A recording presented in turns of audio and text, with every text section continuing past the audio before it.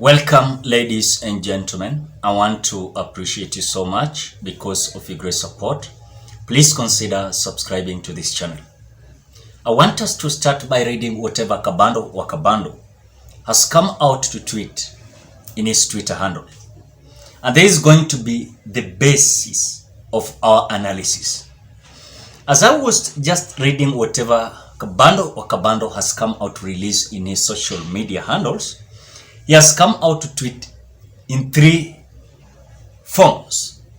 So I want us to read all of them. Then after that, I want us to have a summary, like analysis, so that we can understand whatever he is addressing and also to connect his competency towards so-called the national dialogue between Raila Odinga and William Ruto. This is whatever Kabando is saying. If President William Ruto and opposition leader Raila Odinga mean well in the issuing dialogue, let them have the courage and agree to form a state capture inquiry panel to address a graft and impunity. But neither will agree to do this because both will be implicated in dirty deals. That is the first tweet of Kabando. When you look at this first tweet, before we continue with other tweets, Kabando is again giving another idea of kind of dialogue. As Raila Odinga is busy pushing a dialogue towards the issues that he raised, where the service is one of them, high cost of living is one of them, and others, Kabando has come out to say that if truly Raila Odinga and William Ruto means well to this country, then they must also come out to have a dialogue of this issue, so-called state capture inquiry. I think this is now the ball that should be thrown to Raila Odinga to come also to force this dialogue of state capture inquiry, where when you look at the police, they have been captured. When you look at the judiciary, they have been captured.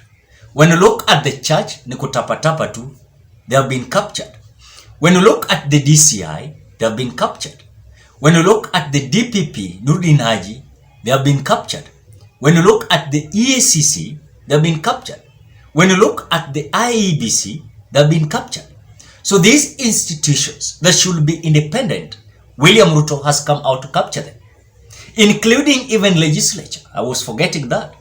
And in fact, when a president has come out, so-called winning election in quotes, and he has realized that he does not have numbers in both parliament, both Senate and National Assembly, what William Ruto did was to capture them, buying them. Some of them were bought to ensure that they're going to work with the government with some issues, motions, bills in the parliament.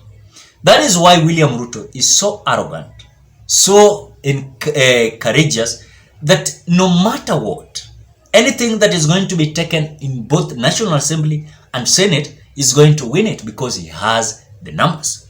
That is why Kabando has come out also to say that if Raila Odinga want to play also a clean game with William Ruto, they must also come out to talk about the state capture inquiry. Now, there's a number 2 tweet of Kabando. He's saying this: desirable endgame of national dialogue.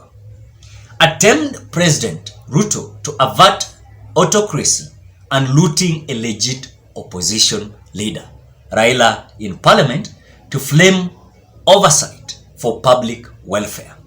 And desirable endgame is coalition government. It will be another merger, handshake to loot Kenya.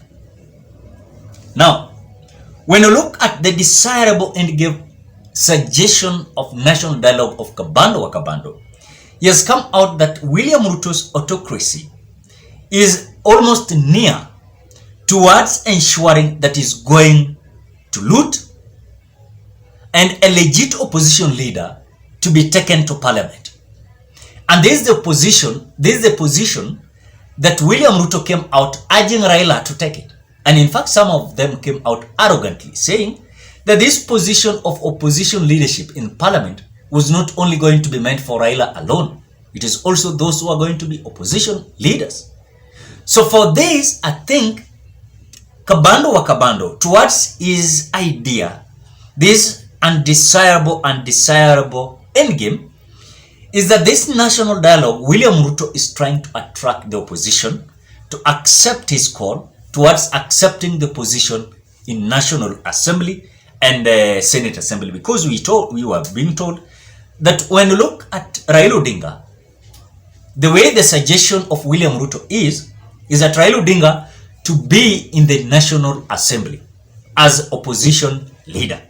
What about the minority leader? Is there any possibility of minority leader is going to be there and also the opposition leader?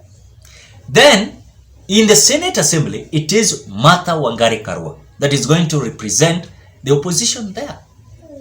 So when you look at also undesirable endgame, according to Kabando, is that coalition government. After the desirable endgame of national dialogue of William Ruto to capture Raila Odinga in National Assembly and Martha Karua in Senate Assembly, undesirable endgame, there is a possibility of coalition government. That William Ruto will now stretch his hand like a handshake to have a working formula with the opposition, that is Raila Odinga, Martha Karua and others in Azimio. Now, this is a third tweet of Kabando. To show a goodwill for Kenya's best interest, Ruto should accept inclusive dialogue and for once and denounce graft. On his part, Raila should recognize Ruto as a legit president and accept radical investigations via state capture inquiry. Other cases are for a few and not for all Kenyans. That is whatever Kabando has come out to say in the last tweet. That now the goodwill for Kenyans' best interest is Ruto to accept inclusive dialogue, which for him he doesn't want.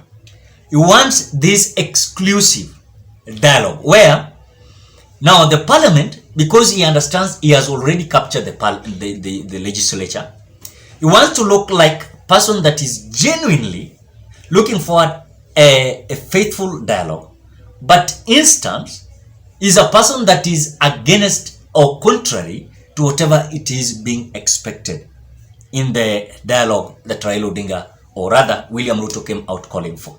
Again, on this side, for Kabando has come out to tell Raila Odinga that he must come out also to accept that William Ruto is legit president in accordance to the process and the constitution of the Republic of Kenya. And he must come out accept radical investigations via state capture.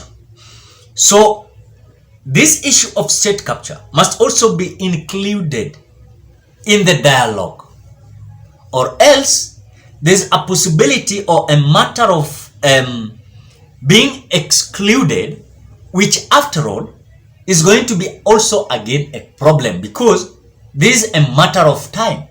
As we are going to continue and days are going to unfold itself, the truth to be said, William Ruto has come out to capture everything, including even air in Kenya. That is whatever he has done completely. So whatever he's doing is out of his order. You like it, you don't like it. That is whatever William Ruto is doing.